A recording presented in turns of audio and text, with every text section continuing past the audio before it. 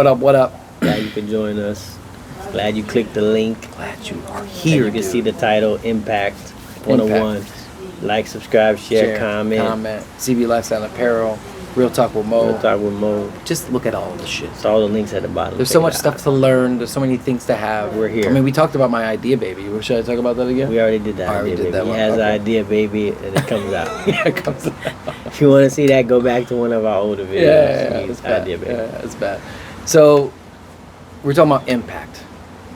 Right, and then I have respect for like a lot of these different guys. We spoke about Kobe Bryant before, and like the way he thinks, the way his mentality was when it comes to sports. There's a lot of guys like that when it comes to other things in the world too. Realistically, the whole point was to be there's just certain people who are just one of one. They don't make them like that anymore, or he was just so original and they're so impactful that it's really hard to replace what they did.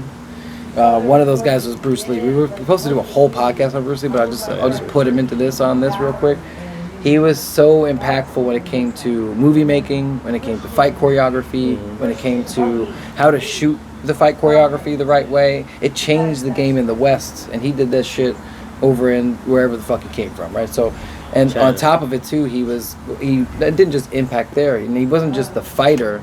That was amazing too, because some of the fights that he did was he came from learned from Ip Man, which Ip Man, if you don't know who he is, was an amazing martial artist back in the day, and he's taught him. And then Bruce Lee just started developing Jeet Kune Do. He's the godfather of MMA. Like he kind of developed a lot of that. That let's put styles with styles and see what comes out of it and what we can use and what we can't use.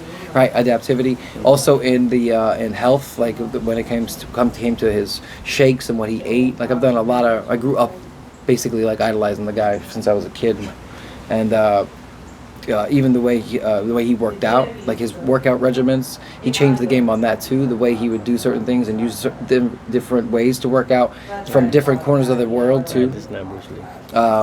And that's just one person. 101. Yeah. Definitely one of one. What do you think about that? Impactful, yeah. 101. Yeah. But everybody is... You did a lot of drugs, supposedly, too. We wanted to make sure we talk about that. Drug letters. But we'll talk about that later. You might have changed I'm drug. not going to want to talk about that. I want to tarnish his legacy. Tarnish with drugs. You can see his videos about that. Yeah. What I was saying was like, the whole video is like, well, our point was impact. And these people made an impact and they're 101. They'll probably never be forgotten. Steve Jobs. Right, Steve Jobs. Right, these people will never be forgotten. There's no way, like even 200 years down the road, you'll still have some type of video or some type of talk about them or something. Yeah. Like that's how impactful these people are. And we always have somebody, these people all throughout the world. But most of the time, that thing I get from them too is they're being themselves. They're being who they are, right? And I don't know if they in the beginning did they think that they were gonna make that impact. Yeah. I don't know, but they just did what they were doing, and they did what they wanted to do, and they did something that they thought was important, and they stuck with it and kept pushing through. Just kept pushing forward. Like, I don't think Steve Jobs knew what Apple was gonna be. No, but it was horrible. You could take him and you could put him in anything, and I promise you, he was going to wind up being something. He can't play football.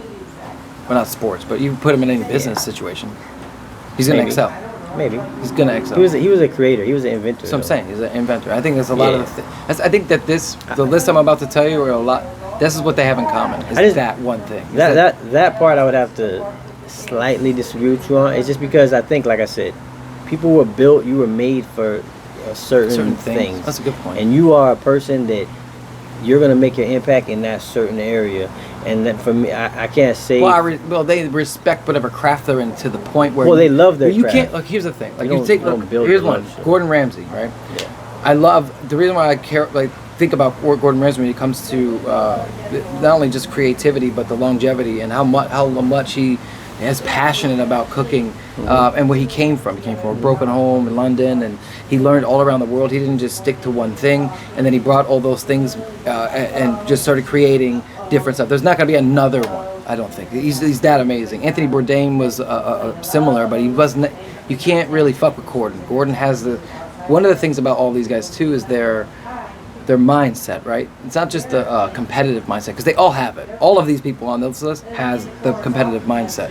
They can't get rid of it. It's just it helps them in their life and hurts them in their life, and they have in their stories it shows.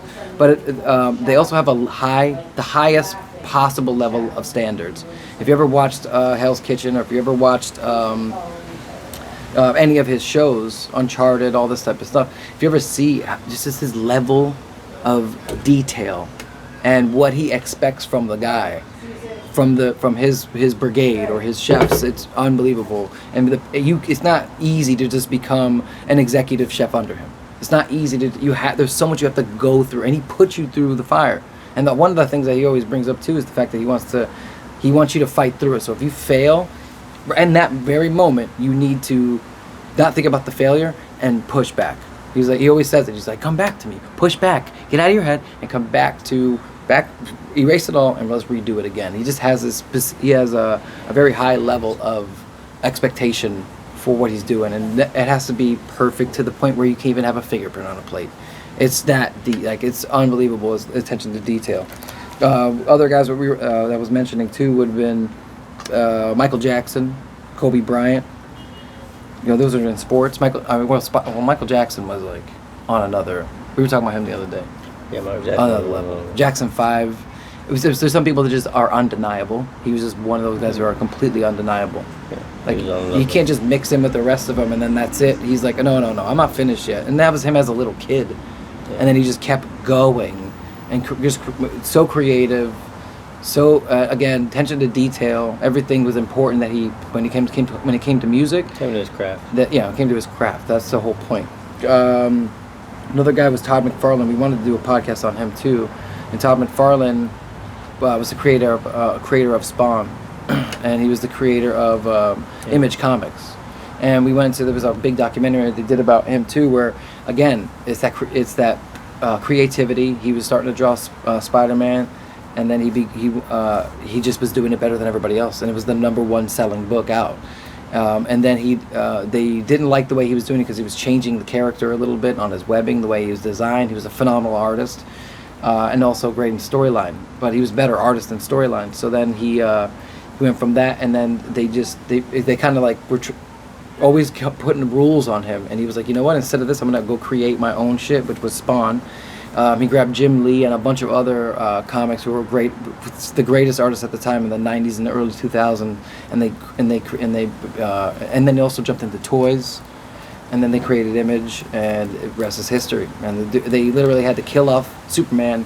DC had to kill off Superman and Batman in order to even compete with how good Todd McFarlane was, because it was the only option they had to even mess with him. That's how good he was. And also like. We were talking about Lance Armstrong at one point too, but it was briefly. Just the ability to win, and he would do whatever it took to win, no matter what the cost, even if it was his reputation. He didn't care. And then the other thing I was going to talk about was SEAL Team 6 and the Army and stuff like that. Like when you think about SEAL Team 6, it's the best of the best. It's the greatest of the greatest. So it's not easy to just they're not just good at one thing. They're good at 15 things, and they're the best at it out of everybody. We appreciate your services, by the way, and anybody in the military or Navy. But overall, the thing that it's in common with all these people is the fact that they have these high level of standards. Even the way they make their beds as a SEAL or in the Army. Even the way, what time they wake up, how hard they're willing to work, they have to go through the pressure test. Like I was talking about David Goggins.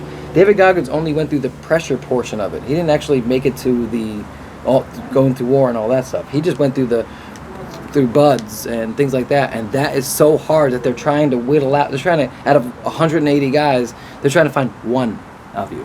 Just one out of all of those guys, and then the next season they'll do it again, and then they find another one, and that's how they create like a SEAL Team 6. You have to be that dedicated, and they put you through hell. They call it Hell Week for a reason. Put you through hell, almost halfway killing you just to see, and people have died just doing Hell Week. And then those guys still make it, and they do 15 tours because they love it so much. It's unbelievable, some of these people out there. But again, in your life, bro, if you could, I'm telling you, do everything you possibly can to be one of one. Be yourself. Be different. Be creative. The things that people tell you what not to do and how not to act, or what you're into is weird. That's that's a challenge to me. When somebody says that to me, I'm like, oh really? It's weird. And then I create fucking art, or I create something that's amazing that people weren't thinking about, or I do it in my own career. I've done it my whole life. So be one of one for sure. And I forgot to mention Vince McMahon, but that's another topic for another day. Be one of one.